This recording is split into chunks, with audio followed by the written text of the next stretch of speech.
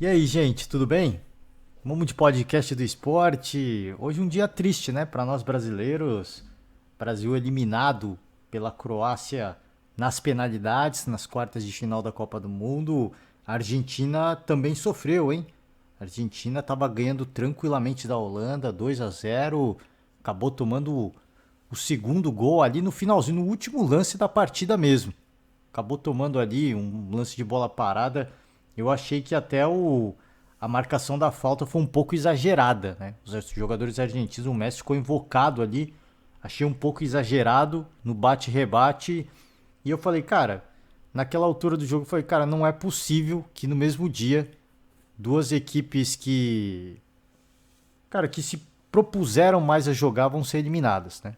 Não é possível que duas equipes que jogaram, e com todo respeito, eu sempre falo aqui, eu costumo elogiar as equipes que jogam no contra-ataque, mas pelo tamanho, né, da Holanda, várias vezes vice-campeã, e é o estilo da Holanda, obviamente.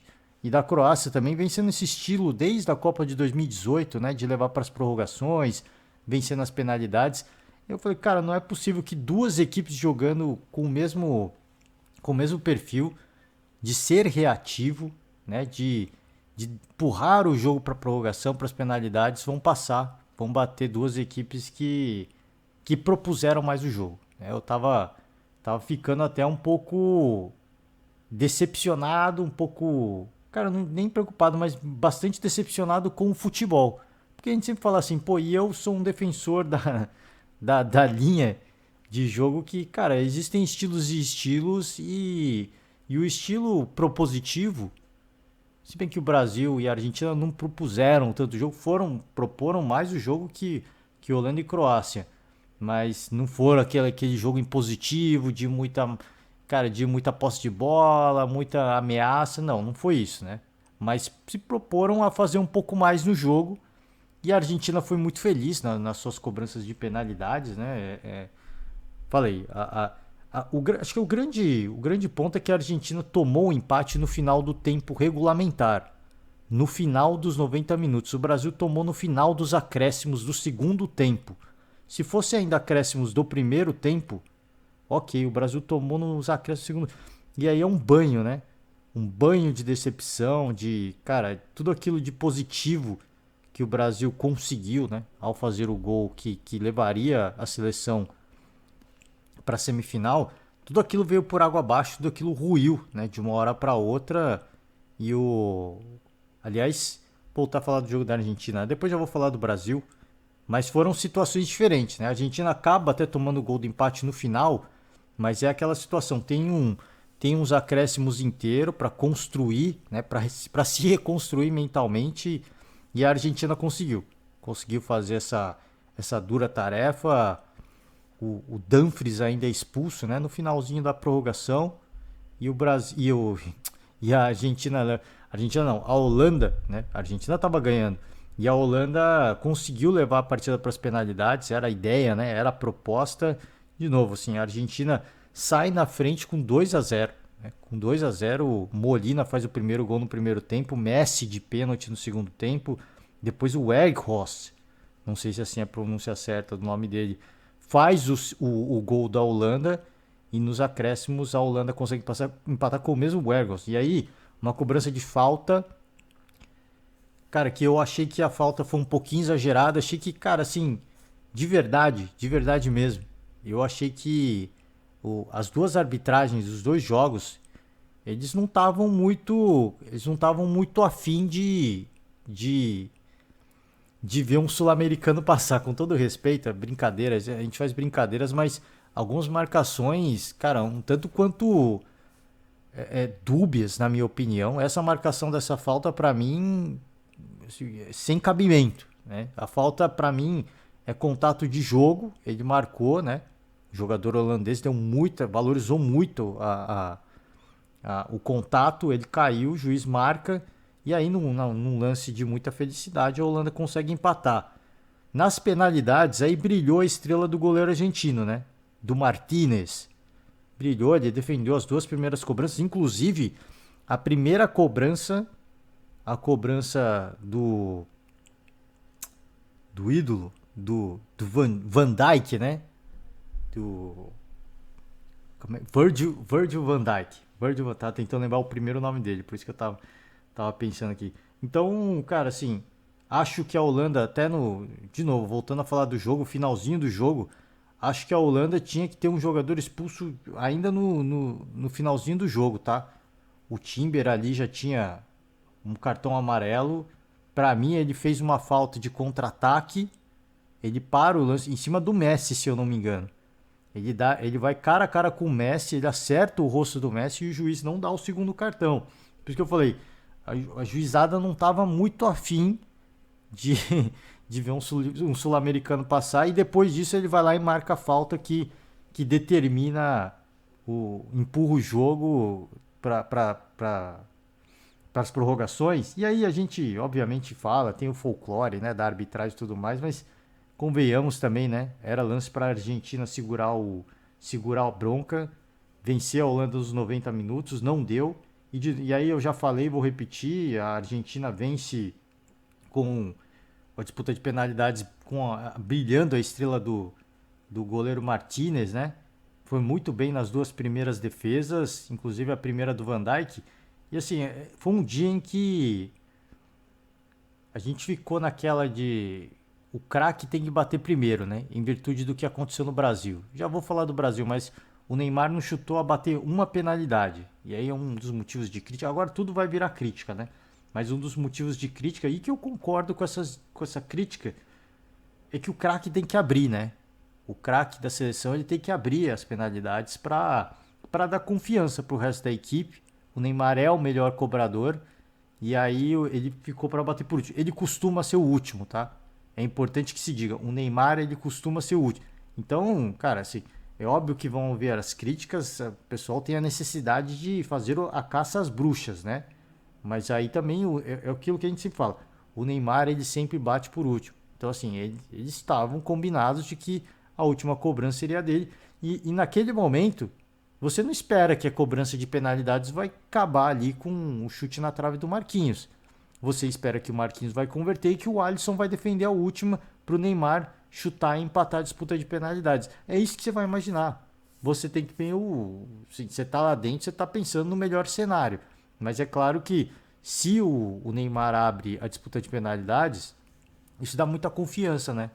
Para o restante da equipe. O Van Dijk, que é o craque, foi para a cobrança, acabou perdendo. O goleiro da Argentina foi muito feliz na cobrança e aí foi, né? E aí quem que perdeu, cara?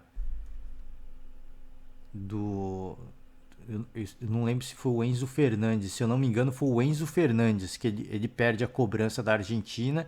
Só que aí a Argentina já estava na vantagem e no final foi o Enzo Fernandes que perdeu ou foi ele que fez o último, hein?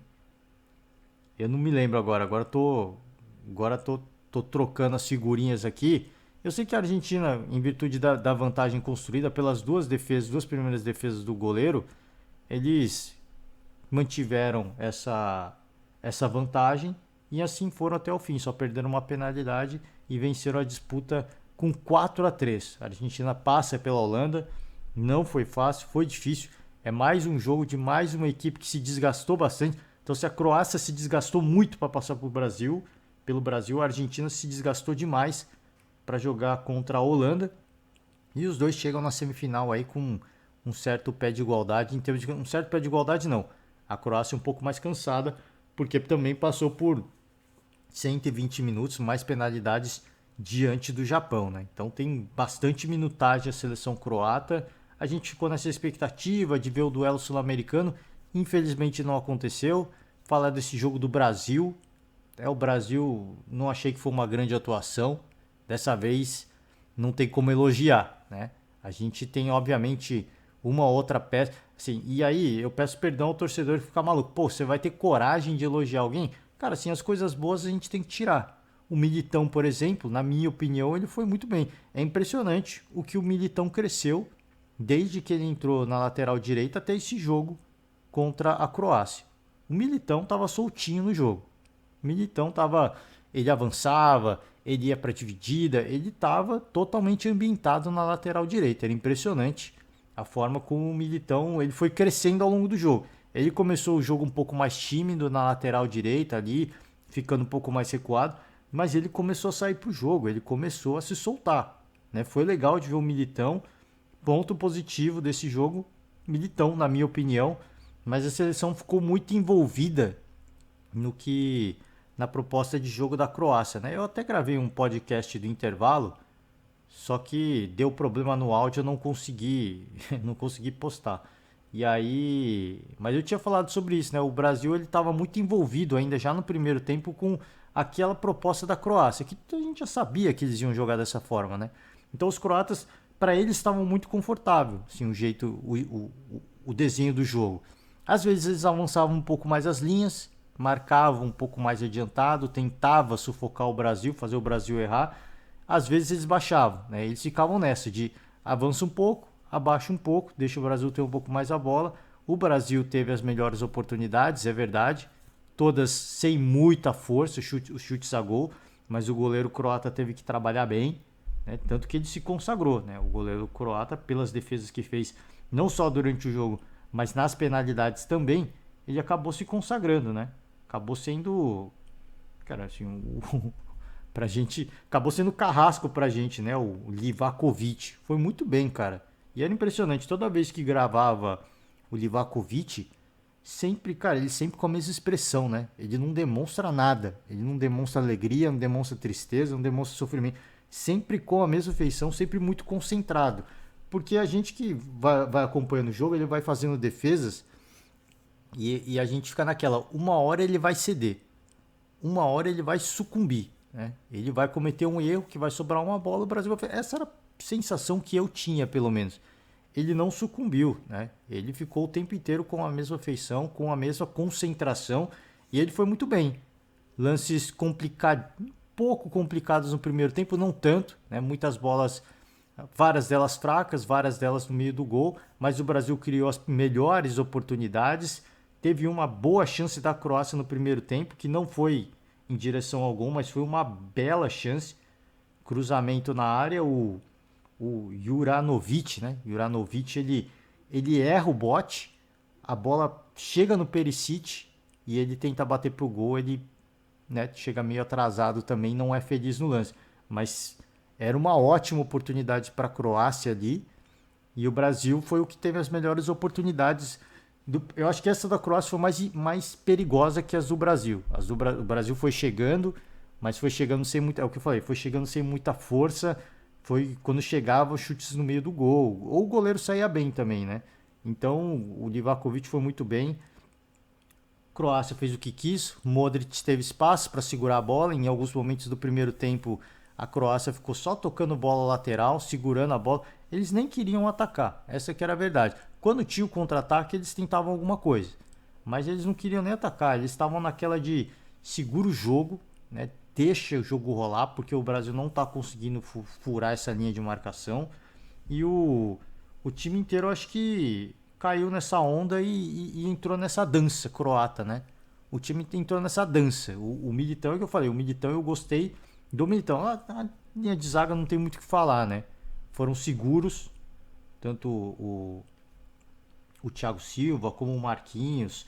O Danilo também foi muito bem na lateral esquerda. Muito bem eu não diria, né? Mas defensivamente foi seguro. O Casemiro sempre muito seguro na parte defensiva. E ofensivamente, mais uma vez, ele não estava muito bem. Errando muito passe, assim. Passes que... próximos. Não estava nem muito distante. Tava errando bastante passe o Casemiro no ataque. O Paquetá, eu não senti que... Ele ficou muito ali no meio, no miolo do meio campo da Croácia. Tanto que por várias vezes do jogo, quem fazia a saída de bola, quem se apresentava como volante fazia a saída de bola, era o Danilo. O Danilo várias vezes ao longo do primeiro tempo, ele entrava ali na frente da linha, na linha de zaga e ele se apresentava como uma opção de volante. Ao lado do Casemiro, o Paquetá ficava preso, sempre recebendo a bola de costas e não conseguiu produzir muito, né? Tanto que assim, no podcast de intervalo, eu até falei, cara, eu colocaria o Pedro.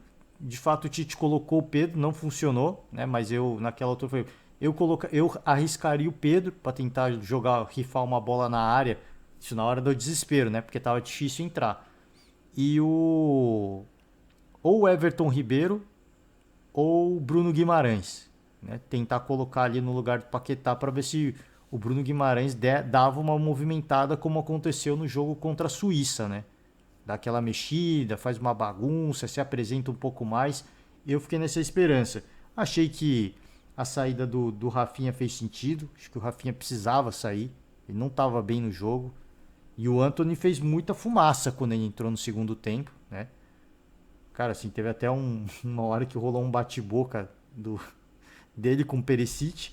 Na verdade, do Perisic com ele, né? O Perisic saiu falando tudo e o Antony olhou para ele com cara de deboche, falou absolutamente nada e fez uma fumaça, né? Puxou pro meio, tentou puxar pra ponta, fez drible, se apresentou pro jogo. O Rodrigo entrou no lugar do Vinícius Júnior e aí eu acho que o Vinícius Júnior, eu acho que foi cedo, né, a saída do Vinícius Júnior, porque ele vinha sendo o cara do Brasil, o cara que sempre arranjava uma assistência, né? Dos 7 gols do Brasil, 5 tinham passado pelo Vinícius Júnior antes desse jogo contra a Croácia. Então, um cara que ao longo do segundo tempo poderia se desenvolver e encontrar espaço de fazer uma coisa diferente. De repente, conseguir uma bola para o Pedro. Não que o Rodrigo tenha entrado mal, eu acho que o Rodrigo ele entrou melhor que o Vinícius Júnior. Se apresentando mais para o jogo, tabelando mais com o Neymar. Eu acho que o Rodrigo fez uma... Quando ele entrou, ele deu uma movimentada, assim como o Antony. Os dois alas deram uma mexida, começaram a se movimentar um pouco mais, começaram a assustar um pouco mais, empurrar um pouco mais a Croácia para o campo de defesa, né? Porque aí perde um drible aqui, perde um drible ali, uma tabelinha, sempre ficava um para trás. O Neymar teve oportunidades ali pelo lado esquerdo, o goleiro saiu muito bem, né? Saiu na hora certa para bloquear os chutes do Neymar, muito bem na partida o Livakovic. A Croácia foi fazendo esse jogo razoavelmente seguro, obviamente que dentro das proporções, né? Mas tomando perigo em alguns lances. O Brasil tentou chutes de fora, chutes que saíram por muito, chutes que mais uma vez chegavam de forma tranquila pro goleiro da Croácia. E assim foi, né? A partida foi seguindo, o Brasil tentando pressionar um pouco mais, a Croácia se defendendo. Quando a Croácia tinha a posse de bola, o Modric muitas vezes recebia essa bola, ele ficava correndo para um lado e para o outro, ninguém dava o bote, eles foram cozinhando o jogo e conseguiram levar para as penalidades, não, para a prorrogação primeiro. E aí, cara, na prorrogação o Brasil consegue o seu gol, primeiro tempo da prorrogação, gol do Neymar. Por isso que a gente sempre fala, né, o craque ele é imprescindível, porque num jogo difícil o Neymar tirou um coelho da cartola num lance que ele poderia ter caído. Ele toma o contato do defensor croata, ele não caiu, ele seguiu no lance, tirou o goleiro croata da jogada e fez o gol, fez o belo gol. E aí foi o erro do Brasil, e aí foi a queda do Brasil. Porque o Brasil termina o primeiro tempo da prorrogação, você vê os caras comemorando, o torcedor comemorando, como se já tivesse classificado, né? E aí eu acho que foi o grande erro, porque o Brasil já achou que estava classificado, já achou que tinha... Porque tem uma defesa muito sólida, né? Se seguisse a lógica, obviamente, se o time recuasse e se jogasse na defesa, talvez a Croácia fizesse um gol, mas seria tipo, sabe, naquele totalmente num jogo intuitivo, de você rifar a bola na área e conseguir fazer um gol na sorte, num bate-rebate, no bumba meu boi, no quica ali, quica aqui, como aconteceu com a Holanda, por exemplo. Talvez a Croácia tivesse conseguido, mas o Brasil ele saiu para o jogo, né? A equipe brasileira... Eu não entendi, porque o Tite ele coloca o Fred na partida e o Alexandro também. E aí ficou aquela impressão, pô, o Tite tá fechando a casa, ele tá retrancando. Vai jogar com esse resultado embaixo do... O Brasil começa a sair pro jogo e deixa o campo exposto, o campo de defesa exposto. Jogadores exaustos, é bom a gente fizer isso, jogadores exaustos por jogar mais de 90 minutos. Para fazer essa recomposição é complicado. E o Zlatko Dalic, o técnico da Croácia, o que ele fez? Ele tacou ali o Petkovic, porque é um cara fresco, né? Tá descansado e é um cara que faria esse jogo da velocidade. E acabou dando certo. A Croácia não deu um chute em direção ao gol. A única oportunidade, essa do Petkovic, cruzamento na área, ele bate de primeira, a bola desvia no pé do Marquinhos e tira o Alisson do lance, né? O Alisson tava na bola, o lance ia praticamente no meio do gol. E com um desvio no perna do Marquinhos, a bola vai no canto, mata o Alisson, e isso aconteceu já no final, ali praticamente faltando 5 minutos para acabar o segundo tempo da prorrogação. E aí muda a injeção de ânimo, porque o Brasil que estava inflamado, estava empolgado, de repente toma um banho de água fria. E assim, a custa dos próprios erros, porque não precisava sair para o jogo naquele momento, né? Uma coisa é você segurar a bola, ficar rodando, tocando passe, segurando a bola, rodando, cozinhando o jogo. O Brasil praticamente inteiro estava no campo de ataque, do meio de campo para frente, pelo menos, né? E ficou na retaguarda ali praticamente 3 jogadores. Então acabou tomando um contra-ataque veloz, jogadores que entraram para fazer isso. O Brasil acho que foi muito, o Tite foi muito ingênuo de uma forma geral. O Brasil mostrou que, sim, eu tinha elogiado o Tite até aqui, né? Porque eu falei, pô, o Tite foi mostrando o repertório em algumas situações. Contra a Sérvia, contra a Suíça, de olhar o jogo e colocar jogadores que poderiam desafogar um setor ou um outro setor do campo. O Tite substituiu uma peça por outra só. Ele foi substituindo uma peça por outra. Nenhuma novidade, né? Para surpreender a Croácia. É claro que eu falei aqui, o Antony entrou bem no lugar do Rafinha. Ele entrou fazendo uma fumaça, driblando, chamando para bailar, puxa para o meio, puxa para o canto, puxa para a linha de fundo. O Rodrigo a mesma coisa, né? Com a velocidade dele, puxando para o meio, tabelando com o Neymar. Eles começaram a fazer muito mais do que, por exemplo, o Vinícius Júnior e o Rafinha vinham fazendo. Eles começaram a dar uma canseira, uma preocupação para o time croata, mas sempre mantendo o mesmo jeito de jogar, né? O Brasil não mudou o jeito de jogar.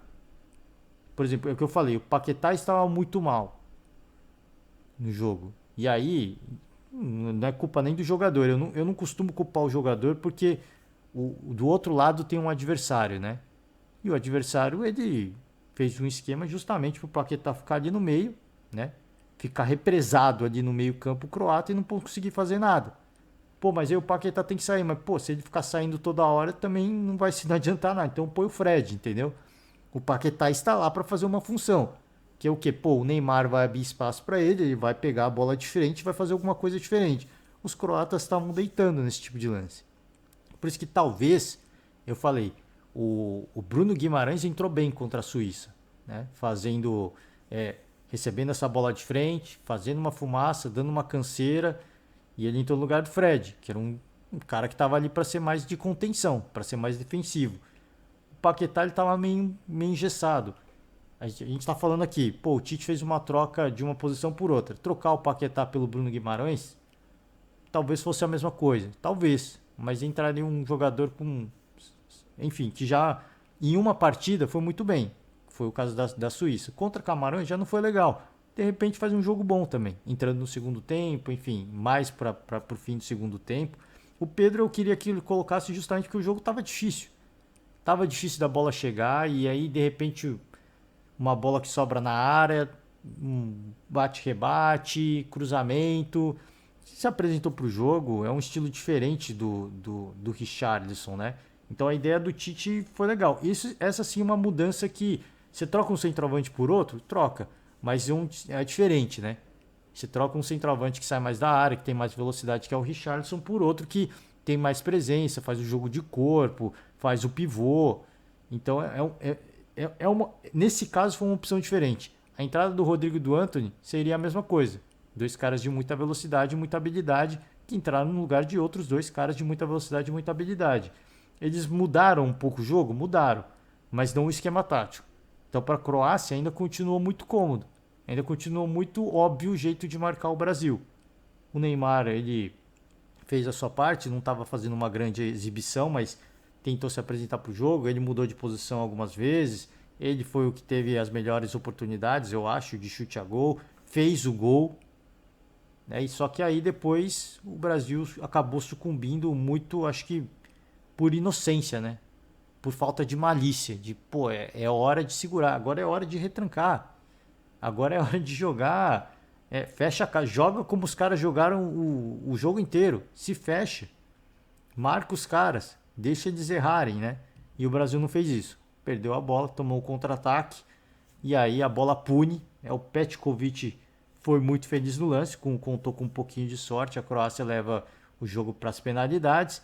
E aí o ânimo muda totalmente, né? De uma equipe que estava se classificando, toma um empate no final do jogo, a Croácia que estava perdendo e de repente cai do céu esse gol porque o Brasil cedeu espaço e bora para as penalidades, né? E nas penalidades, já antecipei aqui, deu spoiler, né?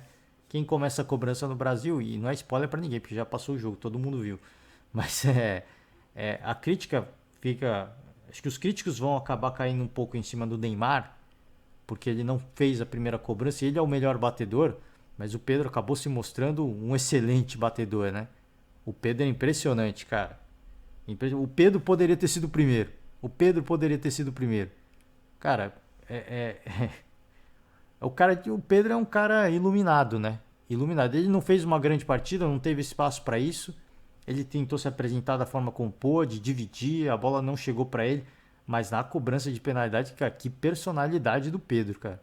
É uma loucura, né? O cara tem uma chance, disputa de penalidades, Copa do Mundo, né? Primeira Copa do Mundo, teve mais tempo para jogar. O cara com uma tranquilidade, mano. Um sangue frio do caramba, né? É impressionante, cara. Ele deu aquela. Ele cobrou parecido com o Neymar, né?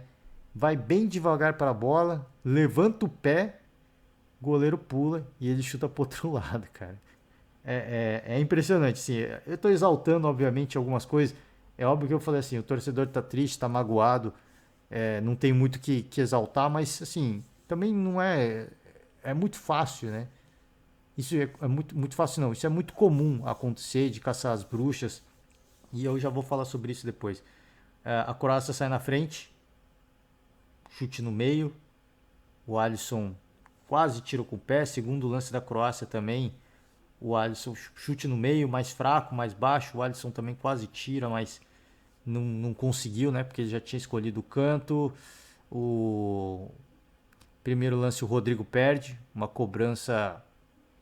O goleiro foi bem? Foi bem, mas uma cobrança. É aquilo que eu tinha falado alguns podcasts atrás. É uma disputa de penalidades de Copa do Mundo. Escolhe o canto e chuta forte. Escolhe o canto e chuta forte. Por isso que assim, eu não condeno o Marquinhos, eu não critico tanto o Marquinhos, por exemplo. E nem vou criticar o Rodrigo, porque é muito novo. Mas o Marquinhos, por exemplo, escolheu um canto e chutou forte. Ele chutou muito no canto, o goleiro não ia chegar, mesmo se pulasse antes. Mas acabou batendo na trave. O Rodrigo, eu não vou condenar aqui e não vou fazer críticas ao jogador.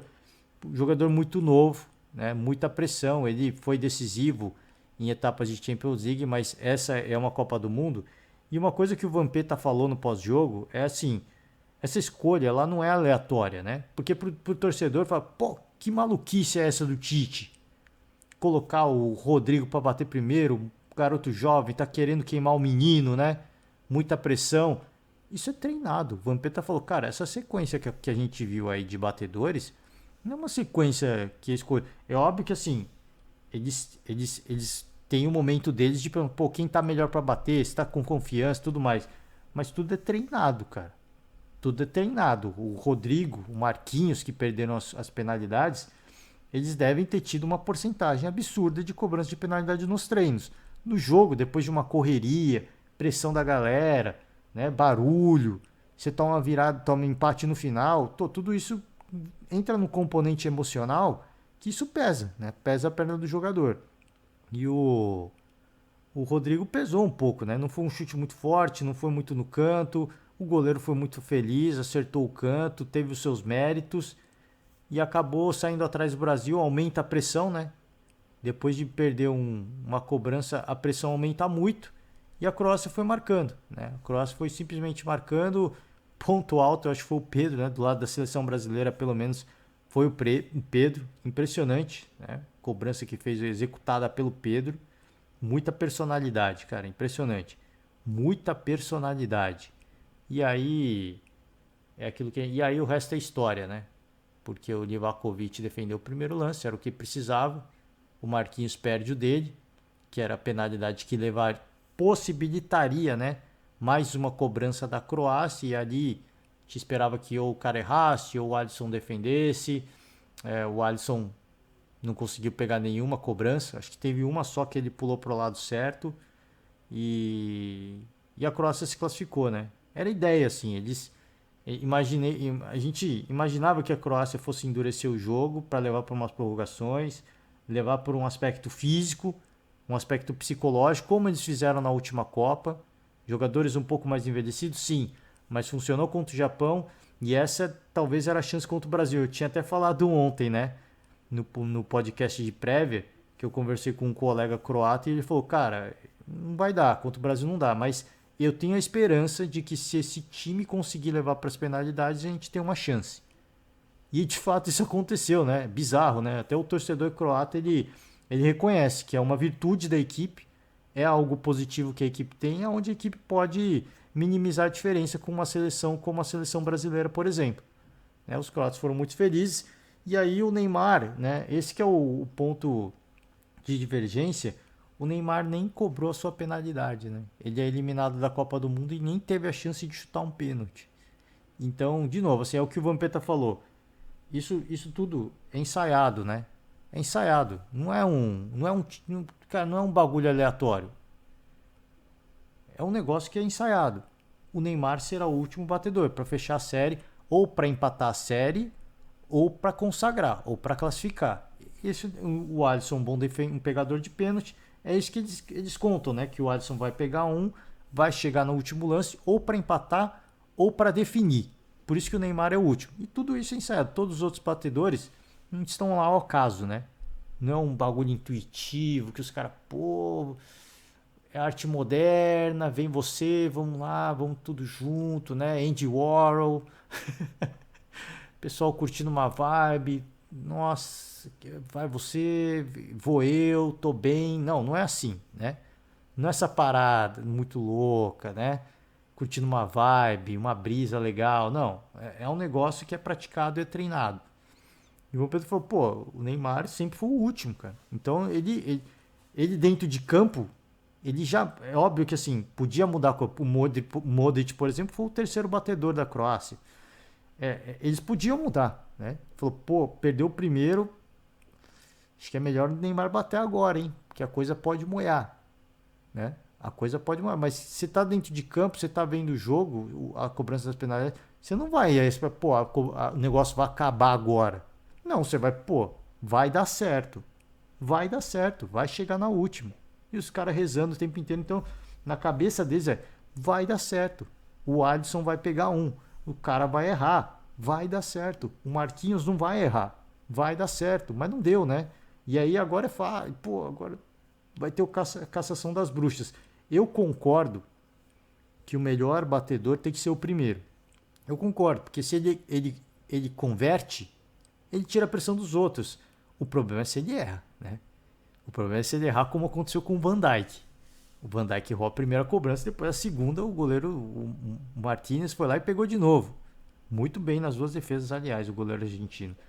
E aí você, pô, joga uma carga de pressão no restante da equipe que é absurda.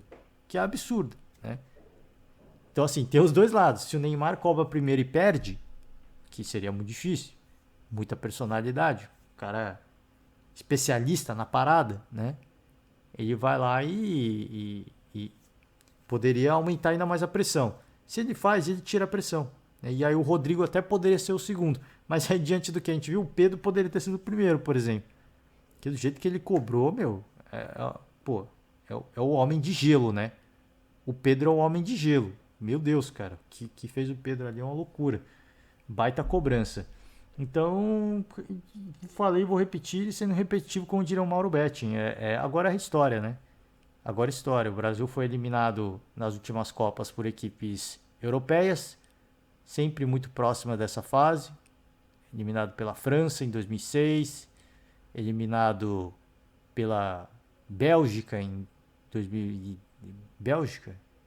Teve eliminação para. Caraca, agora tem que puxar da memória, hein? França em 2006, que foi o jogo que o Zidane arrebentou. 2010 não foi a Bélgica, foi a Holanda, né? O jogo que o Felipe Melo é expulso e a Holanda vira, né? Primeiro gol do Robinho, a Holanda vira. Ali uma confusão do Felipe Melo com uma falta de comunicação do Felipe Melo com o Júlio César, né? 2010, 2014, 7-1, né? 2018, puxando a memória. Bélgica, né? Aí sim, Bélgica, pô, tô maluco. Bélgica, jogo que foi difícil. Esse contra a Bélgica foi complicado, né? Se você pegar os últimos, assim, o jogo que o Brasil, em 2006, eliminado pela França, o Zidane arrebentou. O Zidane arrebentou com o jogo, aquele jogo não dava para ganhar mesmo. 2010 contra a Holanda, o Brasil sai na frente, né? E se desestabiliza e toma virada. Felipe Melo é expulso. Até hoje ele é caçado pela torcida, mas é o que eu falo. O Brasil toma a virada com 11 jogadores. Não é porque o Felipe Melo foi, a expulsão do Felipe Melo dificultou qualquer coisa, né? Buscar qualquer coisa a mais. Mas o Brasil toma a virada com 11 jogadores. A minha opinião, o Felipe Melo não tem nada a ver com isso. É o time inteiro. 2014, aí, cara, Neymar se machucou no jogo contra a Colômbia. O time estava moralmente derrotado. O time que dependia totalmente do Neymar. Aquele time dependia totalmente do Neymar. E entrou contra a Alemanha derrotado. O Brasil não fez absolutamente nada contra a Alemanha, um resultado muito merecido. Contra a Bélgica, foi um jogo muito difícil, mas o Brasil teve a oportunidade e teve até um. Se tivesse o VAR, talvez o Brasil tivesse uma marcação de penalidade para empatar a partida, por exemplo. Mas não teve, não aconteceu. Então, cara, assim, e agora contra a Croácia, esse sim, um jogo que o Brasil também poderia sair vencedor, né? Acho que de todas essas últimas eliminações, Brasil por europeus, o jogo contra a Holanda e esse jogo contra a Croácia eram os mais possíveis. O da Holanda porque o Brasil sai na frente. E esse contra a Croácia também saiu na frente, primeiro tempo da prorrogação. Mas durante os 90 minutos o Brasil teve muitas oportunidades, né? Teve dificuldade para criar, caiu muito no. Cara, assim, na proposta da Croácia. A Croácia tinha uma proposta de jogo. E o Brasil se envolveu nesse jeito de jogar, mas mesmo envolvido nesse jeito de jogar, o Brasil tem tanta qualidade, tem tantos jogadores bons, diferentes, que conseguiu encontrar soluções algumas vezes, mas quando chegava na hora de finalizar, a bola ia meio mascada, um pouquinho mais de capricho, ia muito fraca, ia no meio do gol. Então, o goleiro também fez boas defesas. Não vou tirar o mérito do goleiro, não. Vou falar, pô, foi um chute de merda. Não, foi um chute de merda. Eram chutes que vinham, né, quicando, complicado, mas ele não dava rebote, né? Então o Tite imaginou isso, cara. Tá indo alguns chutes com um pouco de efeito, tá indo, né, quicando, o cara pode dar um rebote e o Pedro pode finalizar, né? A ideia imagino que tenha sido essa, mas não funcionou, né? O Tite foi substituindo jogadores, não mudou o jeito de jogar, não mudou o esquema, tá? Não mudou, não acrescentou nada de diferente. E para os croatas foi ficando cômodo, apesar dos sustos que foram acontecendo, foi ficando muito cômodo. E eu falei, cara, jogo contra a Holanda, o Brasil sai na frente, toma virada. Isso em 2014, 2010, 14 foi a Alemanha. E aí, dessa vez, 2022, sai na frente também, primeiro tempo da prorrogação, belo gol do Neymar e acaba tomando empate na inocência, né? Num lance de muita ingenuidade da seleção. E aí, cara, uma equipe pentacampeã demonstrar essa fragilidade, essa inocência, não tem como, né? Infelizmente não tem como. Mas o Tite se despede da seleção, isso já era dito até mesmo antes da Copa começar, já há alguns meses, né? Tanto que isso movimentou o mercado. Pô, vai o Dorival? Pô, tem que definir logo, porque o Flamengo precisa definir o treinador. Quem que vai, né? Abel Ferreira? Vai o Cuca? Quem que vai ser o novo treinador da seleção brasileira? E aí tava nessa indefinição antes do final do Campeonato Brasileiro até.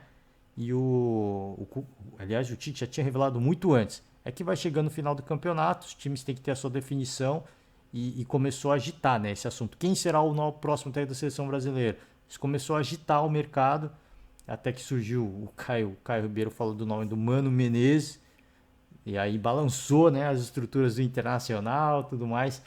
Então o Tite não fica, né, não vai permanecer, mas o que fica da seleção brasileira, assim, é óbvio que eu tô triste, tô chateado, e o Brasil foi eliminado da mesma forma como aconteceu com a Bélgica. Assim, não tinha muito repertório, né? Tem grandes jogadores, mas o Tite não tinha um repertório, ele não tinha algo diferente. De vou tirar um zagueiro e pôr um volante ofensivo, vou tirar um atacante e pôr um, vou tirar um meio-campo e vou pôr mais um atacante. Tentar algo diferente, bizarro, né? Algo bizarro. Óbvio que assim, é muito difícil, porque o jogo tá no 0 a 0, né? Você fazer um negócio, uma parada dessa, um golpe de misericórdia desse, é a faca de dois gumes, né? Se der certo, eu sou ídolo. Se der errado, eu vou ser demonizado. E mesmo fazendo o feijão com arroz, o certinho, acabou que o Brasil foi eliminado e ele meio que vira o vilão, né? Eu não acho que a gente tenha que caçar vilões. O trabalho do Tite, para mim, foi um trabalho muito... Assim, não digo que foi fora da curva, mas foi um trabalho muito bom.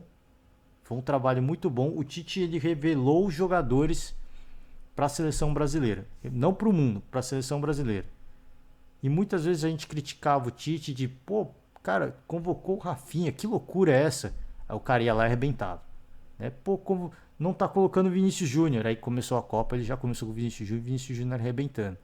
Né? Então, assim, ele apresentou para a seleção, mostrou que Rafinha é jogador de seleção, Bruno Guimarães, Lucas Paquetá. O Tite vem mostrando que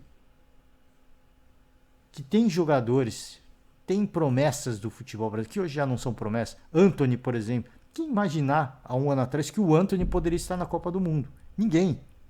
Ninguém. Então, assim, ele revelou para a seleção brasileira ótimos jogadores, ótimas promessas.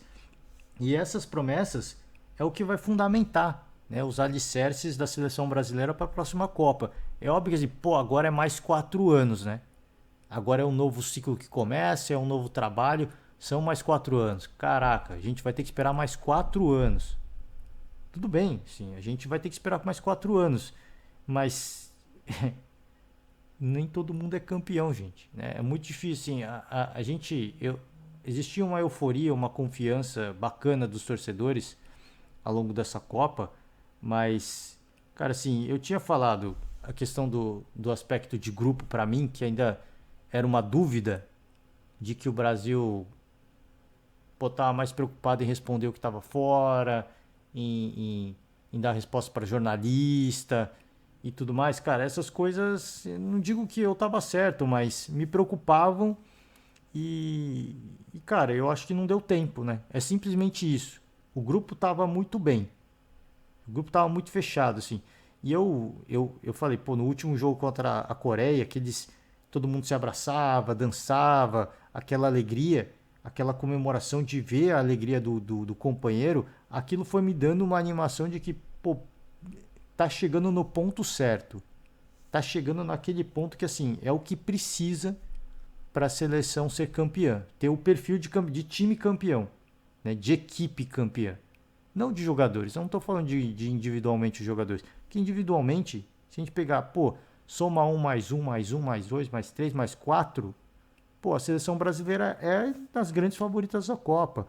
Mas o componente de equipe ainda eu sentia que não tinha. Eu acho que não deu tempo de maturar também. Não só o componente de equipe, mas também a questão do próprio Tite, né? De esquema tático, de mudar alguma coisa no jogo, de ter uma proposta diferente para um jogo como esse. Cara, a gente vai pegar na Copa adversários que vão jogar assim. O que a gente pode fazer?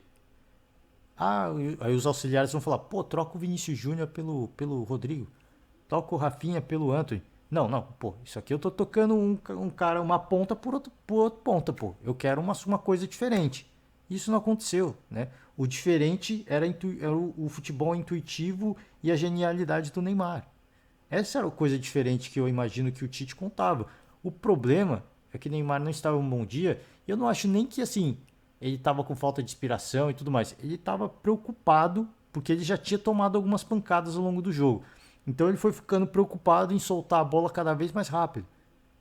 O único momento em que ele teve aquela, pô, agora eu vou segurar a bola, foi quando ele fez o gol, né? Ele estava na grande área, ele fez o gol. Porque ali ninguém vai dar o bote nele, né? Se dar o bote e errar é pênalti. Então ali ele foi Neymar, né? Mas fora isso, quando ele tentou ser Neymar e segurar a bola, a galera chegou junto, né? A galera chegou rifando, dando pancada. Tanto que assim, Eu até falei da arbitragem, né? Falei, pô, a arbitragem tava muito afim de não ver os sul-americanos passarem, porque teve uma pancada que o Neymar tomou, se eu não me engano foi do Perisic. Cara, assim, um lance para cartão amarelo, porque ele chega atrasado, ele meio que para um contra-ataque do Brasil e o juiz não faz nada. Depois o Casemiro, num lance nada a ver, também achei desnecessário o Casemiro ali, o contato que ele deu, mas, pô, cara experiente de campeão de Champions League não pode dar um contato daquele. Mas, tipo, foi um contato de nada, assim, foi um contato de nada. Não, ele não parou jogada, ele não machucou ninguém. O juiz foi lá e isso foi logo na sequência. O juiz foi lá e deu um cartão amarelo pro Casemiro. Falei, pô, não, é brincadeira o negócio desse. O cara tá maluco, né? O cara se perdeu no jogo. Naquele momento eu pensei isso. Então, teve um lance também do Juranovic, bola no braço dele. O lance foi revisado pelo VAR, só conversa do árbitro com o VAR. Ele não foi revisar e o gol não foi marcado. O pênalti não foi marcado. O que, que eu acho desse pênalti? Cara, eu não acho que houve intenção, tá? Do Juranovic, né? Eu não acho que houve intenção. Mas assim, cada um vai tirar suas próprias conclusões. E aí, ao longo desse próximo ciclo, a gente vai falar, pô, tem um pênalti ali no jogo contra a Bélgica que poderia ter sido marcado. E a gente vai falar desse lance também. Pô, se o juiz marca aquele pênalti do Juranovic, talvez o destino do Brasil fosse outro. Talvez, mas o juiz não marcou, né?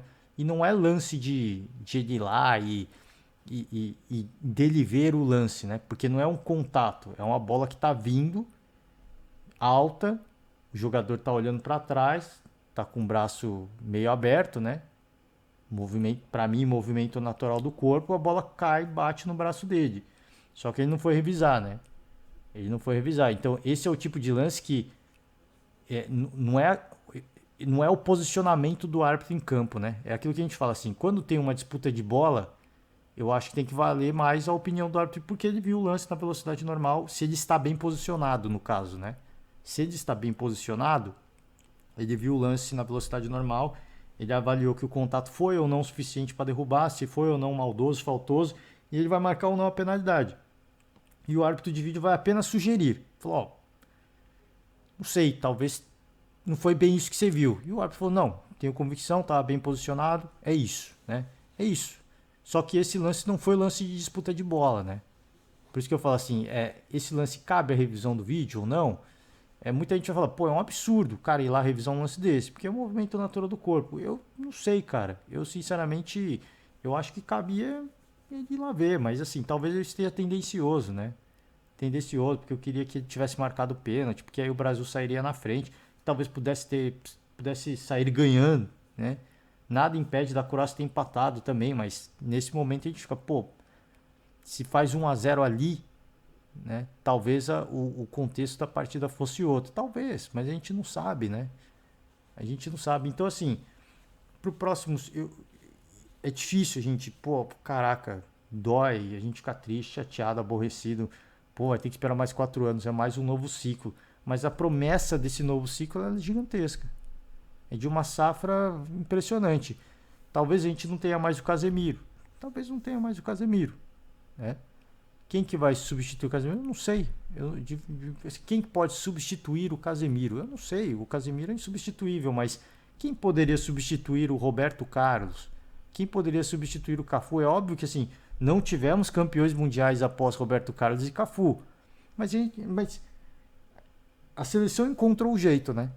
Apareceu o Marcelo, apareceu o Daniel Alves, isso alguns anos atrás, né? Não hoje mais, alguns anos atrás. Então, assim, soluções, opções, elas vão aparecer, né? E assim, e uma coisa que é bacana é que tem muita coisa muito bem fundamentada na seleção brasileira, de jogadores que já atuaram, que agora vão ter mais confiança, vão ter mais personalidade e que vão ser os veteranos, se é que a gente pode dizer assim. Imagina assim, o Endrick, por exemplo, tem 16 anos. Na próxima Copa vai ter 20. Se ele é convocado, pô, ele vai encontrar ali vários jogadores que passaram pela mesma situação que ele nessa Copa. E ele vai chegar ali como um garoto, tudo novidade.